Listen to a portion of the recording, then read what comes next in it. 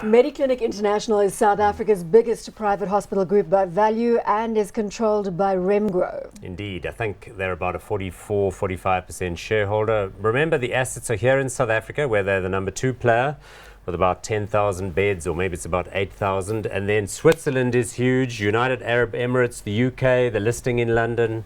It's all happening. Exactly, they recently listed on the LSE. That's what Paul was referring to, by way of a reverse takeover of Noor Hospital Group, and it has a market cap 146.4 billion rand, no PE, dividend yield of 0.6%. So it's very hard to read the numbers because they've changed everything. They're reporting in pounds, they've reorganized, it's basically a totally new listing. So those PE and dividend yield numbers are a bit meaningless for the moment. And what is the share price graph demonstrating before we go any further? So all we're showing here is the last 2 or 3 months worth of the trading of the new entity, which has the share code MEI. So you can't really read anything into that either.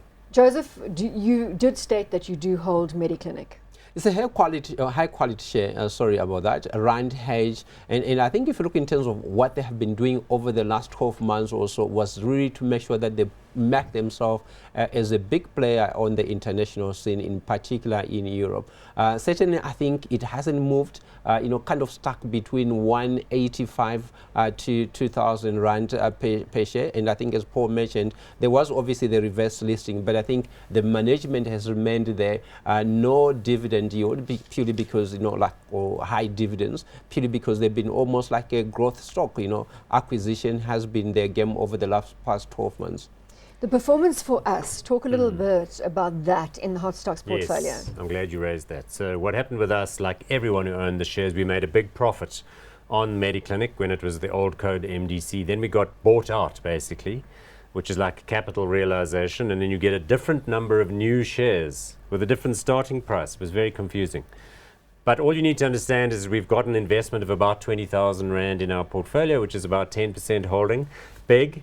And since then, they've gone sideways. Well, thanks for simplifying it for us. The results, Anything who knows? Want to add? I mean, for the next year, I expect that they're going to make something in the region of, 10 to 15 rands a share once they take the pound results and convert them into rands. Hot or not, Joseph, on Mediclinic? It looks stretched right now. From a momentum perspective, no movement at all. So I would skip it this time. But it's a quality share if you're holding it. I think in our portfolio, as Paul said, we'll keep on holding it. But currently, it's not hot. Hot or not, Paul? No, definitely hot for me. I'm currently trying to get my head around whether or not it's a huge opportunity. And part of that is trying to estimate what its earnings are going to be next year. And to do that, you've got to put all these bits together, the Noor bit, the Shire thing that they've bought already, Spire rather. So there's lots of bits and moving parts. Well, you spend some time trying to assess that situation. It's definitely hot now. It could be blazing hot in due course if we discover that it's going to make more than we expect. And your sentiments aren't reiterated by Joseph there. He's just called it not hot. Well, he says it could be in the future blazingly hot. So we gotta wait until it starts being hot a little bit.